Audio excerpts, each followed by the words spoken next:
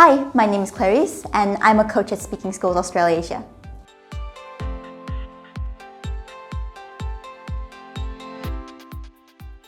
So public speaking, I've started a long time ago, since, let's say, elementary school. I've always loved it. I always loved when teachers asked us to go up to speak in front of the class, tell stories. As for debating background, I started in year 1, let's say middle school. So around that time, that's when I started to participate in World Scholars Cup. That's when I started to get introduced to a lot of debating, what it is, what it's all about, and eventually I fell in love with it. With public speaking, I love how we're able to tell things through our body language. That's what I love the most about it. The fact that we can use our body language to express how we feel and the tone of our voice, telling people, oh, this is our story. We can make them feel all sorts of emotions. If we tell a joke and they'll laugh, and if we tell a sad story, then maybe they'll feel a little bit emotional. That's what I love the most about it. Just standing in front of everyone and presenting a story. About debating, I always love it when we collaborate with teammates together. I always think it's great when we, band together, grab our ideas, and overall just win. I usually love winning a lot, yeah. But the thing I like about debating is that usually we can give our own opinions. We can express our opinions in a right way. We can give facts, we can give reason, and it's better than just, saying that, oh, we're right. It kind of seems a little bit weird to me often. So yeah, anything with reason, it makes it sound better for most people, especially when they're trying to convince somebody. In my school always believed that presenting is key. So we had a lot of projects, either group or individual. We loved making small videos, explaining what our projects are about, explaining different kinds of stories, especially in English class. As in debating, sometimes with teachers and in a classroom setting, oftentimes we aren't allowed to argue with the teacher because teachers are very traditional from where I come from. So I think that debating helped me a lot in terms of, for example, let's say if they get our test scores wrong and I can give them a good reason, a proper reason, it technically, comes into terms of debating as well with them. And I feel like it's the politest way of trying to make someone change their mind about their own opinions. I'm in university right now, and like school and in university, we do a lot of presenting, and they always grade us based on our presenting skills. I think that public speaking helps me a lot in terms of that. And in work, of course, I work in other places as well. Let's say I worked at the hotel once, and public speaking really helps me be more comfortable with communicating with other people, especially with guests and customers. I can speak easily, I can speak fluently, and with my debating skills, I can also help convince them once they don't understand something that clearly, I can always explain to them. And whether they try to convince me something else, I can always try to give them reason for it.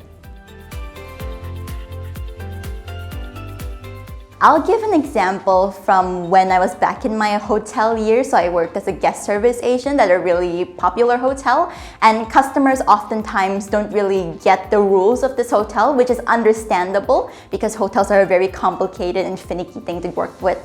So once they tell me about something they're dissatisfied with, I always do my best to use my public speaking skills and my debating skills to try and convince them with reason as to why our hotel does things like that. From debating, I always have really fond memories because I joined a lot of competitions other than World Scholars Cup and Model United Nations.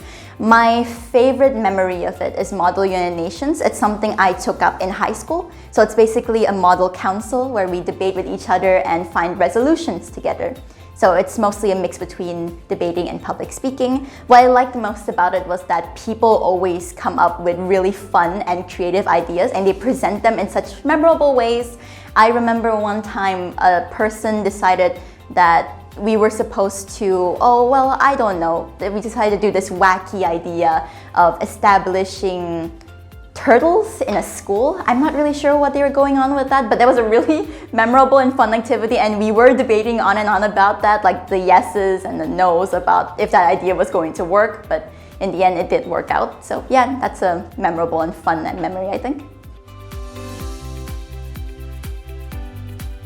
My favorite part of coaching is being able to watch the students grow. I think that it's really fun that they're taking interest in this class, and I know that children have their different ways of learning and all, and seeing them find their way into learning and making sure they understand the content is something that it's really memorable for me as a coach, because I'm watching them, like, as long as they're having fun, as long as they're learning the things they're supposed to learn, I suppose that the methods that they find is interesting and sometimes hilarious. I think when coaching kids, the most important thing to remember is that they don't really know how to listen to us if we talk to them strictly. So if we just lecture them on and on, they often get bored. I think it's most important that we have a proper balance with fun things to do where they can learn and they can have fun at the same time, and also actual learning like lectures and content. I think if it's a proper balance between those two, they'll definitely have enough of an attention span to listen. So that's really important. Favorite memory coaching? I think it's from the moment when I dealt with a really young class of students. They were really active, and honestly, it was really memorable for me because I felt like I was doing exercises in that classroom. It was a little bit tiring, I must say, but it was really fun seeing them really active. At least they were engaged in the class in any way that they can. So yeah, it's a really memorable thing for me. Yeah, I actually really enjoy working at speaking schools. I think that the way that they treat us coaches is really friendly. I really love the friendly environment and the fact that I'm allowed to teach all these wonderful children, being able to hear their thoughts, being able to hear them develop their skills in debating and public speaking, and just being a part of their lives. Once in their lifetime, they're going to grow up and think, oh, I remember when I went to Speaking Schools Australasia and I learned with this coach and I had lots of fun. It's a core memory for them. I remember my first classes, my parents sent me to a lot of after-school activities. So yeah, that's what I like the most about working here. Yeah, definitely. I think it's a really good experience, even though you may not be majoring in, let's say, education or teaching young children. It's still a really good idea for you to get out there. It's a really new experience, and you can learn a lot, and you can also implement this to other jobs in the future as well. With that, I think it's best to always encourage them, even if they're going to talk for, like, let's say 10 seconds, 20 seconds. I remember during the first few classes, most of the kids were like that. They were like, oh, I don't want to talk. I don't feel like public speaking. I just tell them that it's okay. Whatever you have on that paper, be it a drawing or notes, you can always come up there. You can speak for 20 seconds, 30 seconds, even up to a minute if you'd want to, as long as you get up there and you speak. And after that, the more classes that they experience and the more they go up there, the more that they participate, the more confident they are to speak for longer periods of time.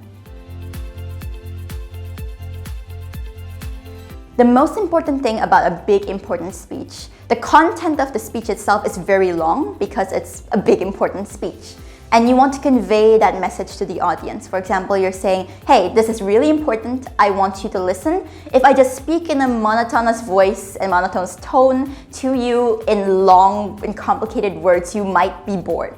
So what I'm going to do is basically tonality, where you stop, where you have a big entrance, where you have a grand exit. Everything from the first to the finish needs to be able to capture the attention of people. Look into the keywords of the big speech. What do you want to convey the most? Do you want to convey something very important to the world? Do you want to convey something very emotional, very sad? You can use the tone of your voice, you can use your body language and everything in between, and grab that all together, and it becomes a really good speech. Back then when I was little, I had a lot of confidence, I believe. I think it's because my parents sent me to music lessons before actually sending me to elementary school. So I started really young in terms of music. So I was used to performing in front of stage, in front of a lot of judges, in front of a lot of people. But if I were to look back then, and I believe I saw myself as a perfectionist oftentimes. So I would say to my younger self that even if you mess up slightly during a speech, don't freeze up. That's what I often did. Every time I make a mistake, I freeze up and I want to repeat it again. oftentimes they won't give us any repeats. So I would say to myself, if you do stop, just recollect your thoughts and just continue, like move on. You're doing great. Even if you make a tiny mistake, they won't really notice anyways. Debating itself has changed my personality for the better. I've seen a lot of people who don't take part in debating or public speaking, and oftentimes their personality is often either really shy, or either if they want to get into a big dispute with someone, they don't really have reasoning to it, and they don't know how to express their opinion properly, so they often resort to different sorts of means. Like for example, I know a lot of people have violent tendencies as well.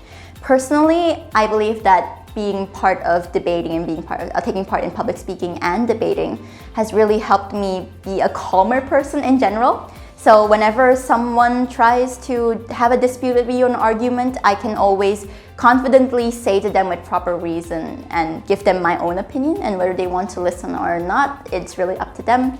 But I really feel like it's tested my patience in ways, and that it really improved who I am as a person now.